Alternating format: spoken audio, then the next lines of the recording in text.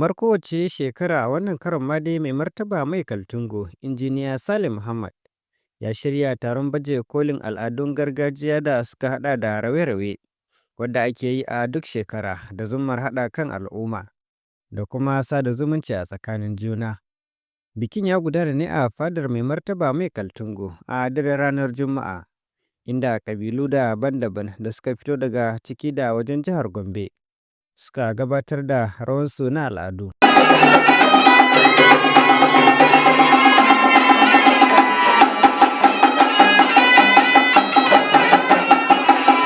Domin ga sarkin gaya da jama'arsa.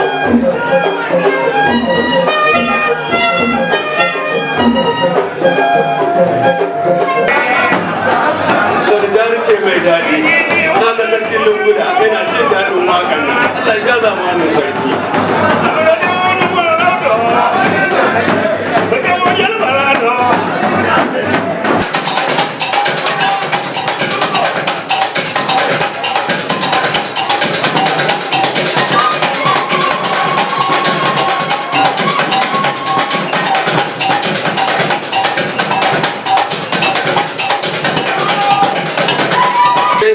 Kuma masu zaman lafiya ba san mu me da fitina ba a Najeriya. Muna godiya mu me daga jihar Taraba. Kai daga jin kidan ma ka san hankali a kwance ake yin sa. Mun gode. Kai da jarumi.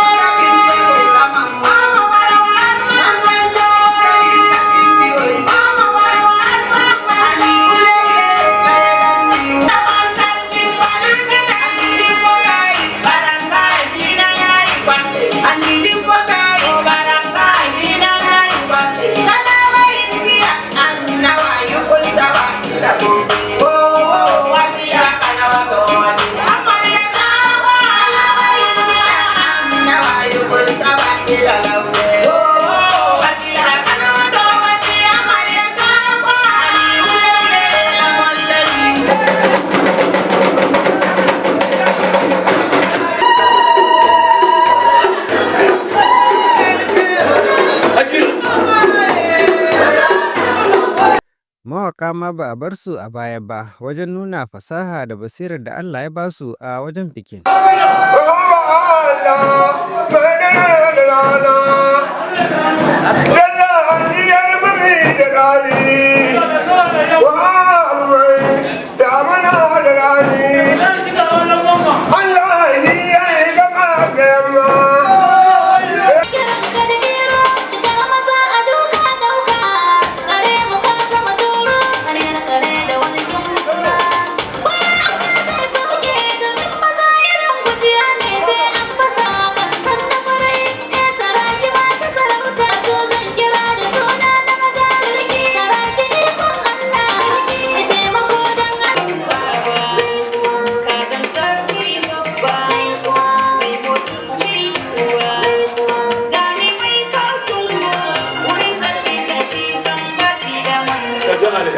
daga alher mai nasara sarki uban alkebba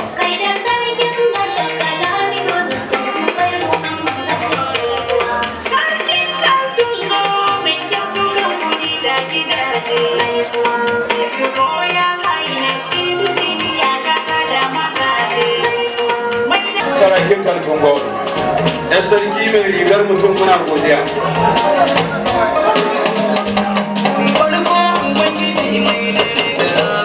Bana ka bani basira ni zani wanke gwarzon nan. Mai kancin gwada gaishe ka baba Allah da rubananka. Mai martaba na gaishe ka. Injiniya Sale na gaishe ka. Ka zama maliya ka cinye kowa abin ji ana haka. Ya Sale Muhammad mai Kaltungo na gaishe da fahimta. Allah ke ji da ɗan zako ba da nonon uwa ba da kulawar mai gida ba. Allah in ya so da kaka.